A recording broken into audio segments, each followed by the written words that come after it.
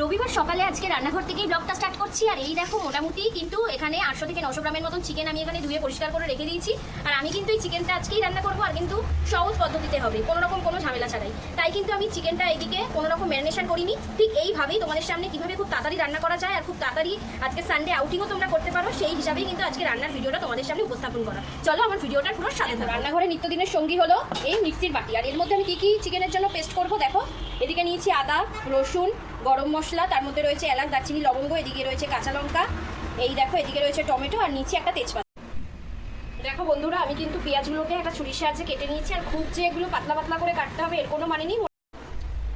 এবার কিন্তু আমি কুচনো পেঁয়াজগুলো দিয়ে দেব, যাতে পেঁয়াজ ভাজাটা খুব তাড়াতাড়ি হয়। এর জন্য কিন্তু আমি এর মধ্যে কিছুটা নুন দিয়ে দিলাম। এই দেখো আমার কিন্তু পেঁয়াজ ভাজা একদম কমপ্লিট হয়ে গেছে। এবার কিন্তু এই পেঁয়াজ ভাজার তেলের কড়াইতেই আমি চিকেনগুলোকে যে ধুয়ে রেখেছিলাম এবার কিন্তু আমি ছেড়ে দেবো। আর অবশ্যই কিন্তু জলটাকে তোমরা ছেঁকেই দেবে পুরো। দেখো আমি চিকেনটাকে কিন্তু একদম পেঁয়াজ ভাজার সাথে মিশিয়ে দিয়েছি। আর এই অবস্থায় আমি মোটামুটি চিকেনটাকে 10 মিনিটের জন্য ঢেকে দেবো। দেখো বন্ধুরা, আমি কিন্তু 10 মিনিট পর ফিরে এসেছি। আর তোমরা দেখতে পাচ্ছ আমি যে পরিমাণে তেল দিয়েছিলাম চিকেনটা ভাজার পর কিন্তু তার থেকে বেশি কিন্তু চিকেন থেকে যে তেল বেরোয় সেটা কিন্তু বের হয়েছে। আর এই জন্যই কিন্তু চিকেন রান্নাটা আরও বেশি টেস্টি হবে। আমি কিন্তু আবারও কিছুক্ষণের জন্য চিকেনটাকে নাড়াচাড়া করে দিয়ে আবারও 10 মিনিটের জন্য ঢেকে দেবো। আবারও 10 মিনিট পর ফিরে আসছে। আর ঢাকনা খুলে তোমাদের সামনে দেখাচ্ছি। এই দেখো চিকেন থেকে কিন্তু আরও বেশি কিন্তু জুস বেরিয়েছে, মানে চিকেনের যে এক্সট্রা তেল এই দিয়েই কিন্তু চিকেনটা কিন্তু রান্না হচ্ছে দেখো। আর কালারটাও চেঞ্জ হয়েছে। এইভাবে তোমরা একবার করে দেখতে পারো। না চিকেনটা খুব ভালো সিদ্ধ হয়নি, আরও কিন্তু কিছুক্ষণের জন্য এটাকে ঢেকে রাখতে হবে, তবে তোমাদেরকে কিন্তু নাড়াচাড়া করতে হবে।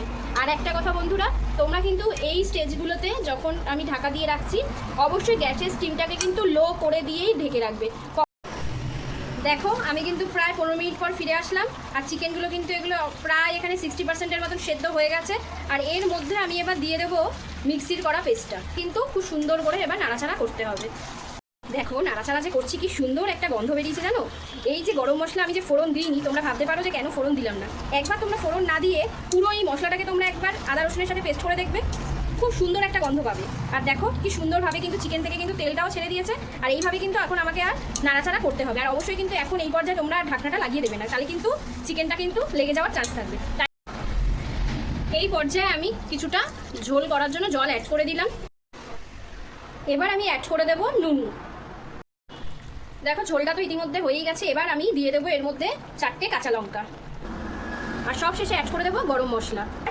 এইভাবেই কিন্তু আমি আজকে চিকেন রান্নাটা করলাম। তোমাদের এই ফুল রেসিপিটা কেমন লাগলো কমেন্ট সেকশনে কিন্তু বন্ধুরা জানাতে ভুলো না। নেক্সট রেসিপি নিয়ে খুব শিগগির তোমাদের সাথে দেখা হচ্ছে। চলো আজকের জন্য বাই।